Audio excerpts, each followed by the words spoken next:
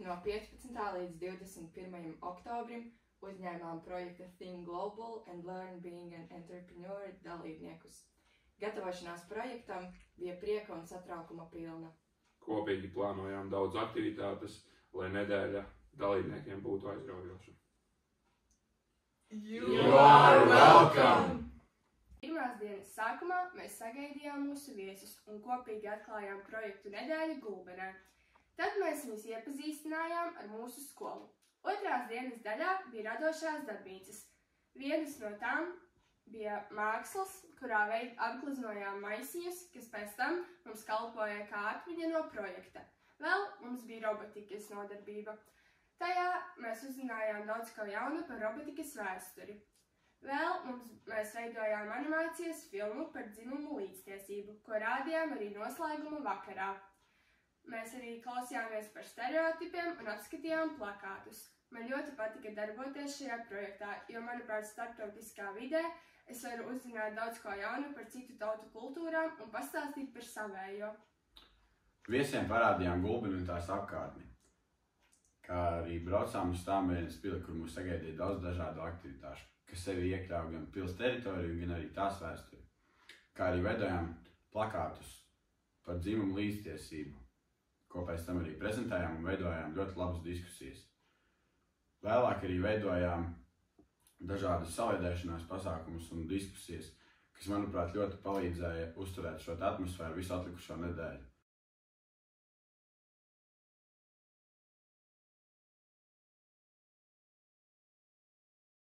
Viena no projekta tēmām bija dzimumu līdztiesība. Pirms došanās mobilitātē katra delegācija sagatavoja prezentāciju par dzimumu līdztiesību savā valstī. Klausoties partneru prezentācijās, uzzinājām par situāciju katrā no valstīm, sapratām kopīgo un atšķirīgo. Projekta trešajā dienā devāmies pret dažādu profesiju pārstāvjiem, uzzināt šo profesiju pārstāvju domas par dzimumu līdztiesībām. Devāmies uz klīniku, Gulbenes policiju, Gulbenes novada pašvaldību, bibliotēku, kā arī apciemojām multimākslinieci. Uzzinājām dažādu profesiju cilvēku skatījumu šajā jautājumā. Bija interesanti darboties starptautiskā grupā un diskutēt ar dažādu profesiju pārstāvjiem par šo tēmu. Pēc intervijām iegūto informāciju apkopējām prezentācijās, lai varētu to sniegt mūsu pārējiem projektu dalībniekiem. Prieks, ka varējām debatēt par šo jautājumu, kā arī apmainīties ar viedokļiem ar citiem grupas dalībniekiem.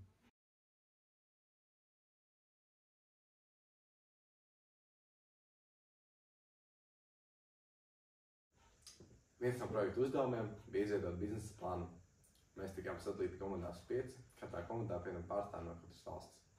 Veidojot šos biznesa plānus, mums bija jāiekļauj viens jautājums par dzimumu līdztiesībām. Veidojot šos biznesa plānus, mēs ieguvām starptautisku pieredzi, kā arī attīstījām efektīvas komunikācijas prasmes. Tā kā viens no populārākajiem ražošanas veidiem Latvijā ir kokusrada, vienā no projekta dienām mēs devāmies uz vienu no lielākajiem Gulbenes novada uzņēmumiem Avoti. Avoti ir viens no modernākajiem Baltijas uzņēmumiem, kas ražo masīvu koka mēbeles. Pirmajā apmeklējuma daļā mēs iepazināmies ar uzņēmumu vēsturi un tā attīstību, kā arī uzzinājām par tā sadarbību ar zviedru kompāniju IKEA. Tālāk mēs devāmies ekskursijā, kur mums bija iespēja ielūkoties ražotnes telpās, kā arī uzzinājām un redzējām unikālās tehnoloģijas, ko uzņēmums izmanto savu produktu izveidošanai. Avoti piedāvā arī darba iespējas Ukraiņu iedzīvotājiem. Uzskatu, ka man un arī pārējiem projektu dalībniekiem šī bija lieliska iespēja, jo apmeklējot uzņēmumu, mēs varējām ielūkoties augstajā Latvijas attīstībā.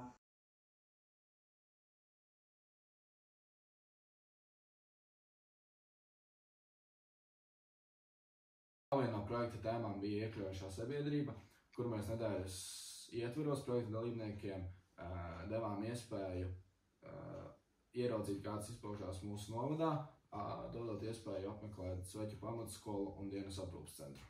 Sveķu pamatskola ir skola, kur mācās skolēni ar speciālām vajadzībām. Mums bija iespēja apmeklēt to. Man ir liels prieks par šādu iespēju. Tur skolēni bija sagatavojuši koncertu un siltu uzņemšanu, un mēs jutāmies gaidīti. Pēc tam mēs darbojāmies darbnīcās, cepām cepumus, darbojāmies ar koku un veidojām atmiņu rāmīšus. Ieguvām jaunu pieredzi un iepazinājāmies ar skolēniem, produktīvi pavadot laiku. Dienas aprūpes centrs ir vieta, kur uzturās cilvēki ar speciālām vajadzībām. Viņi gan pamatā dzīvo savos mājokļos, bet dienas aprūpes centrā viņiem ir iespēja aktīvi pavadīt laiku, radoši pavadīt laiku, spēlēt spēles, kā arī saņemt psihologa palīdzību. Mums ir patiešām liels prieks, kad varējām apmeklēt šo centru, satikties ar cilvēkiem un redzēt iespējas, ko piedāvā dienas aprūpes centrs.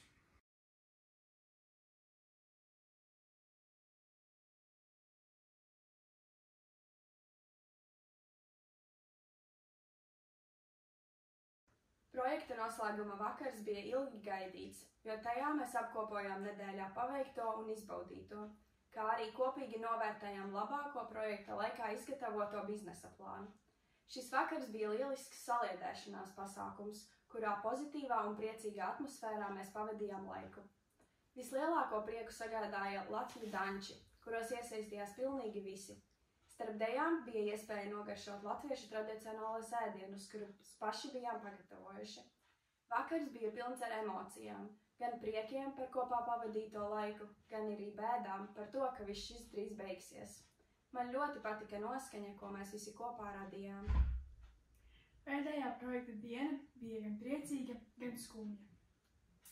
No rīta projekta dalībniekiem bija jāatvadās no vietņiem, bet bija cerība, ka šī nav viņa pēdējā tikšanās reize. Tālāk mēs devāmies uz Latvijas galvaspilsētu Rīgu.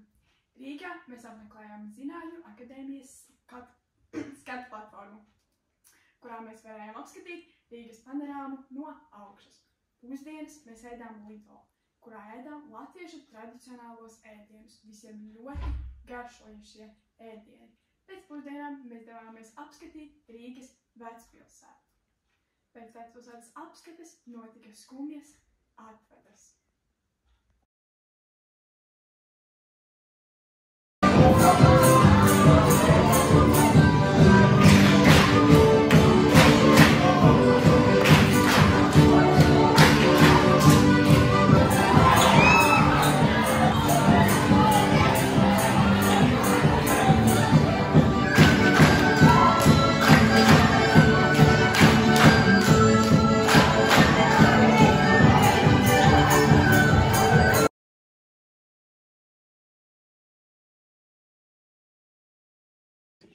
Šī bija neaizmirstama pieredze.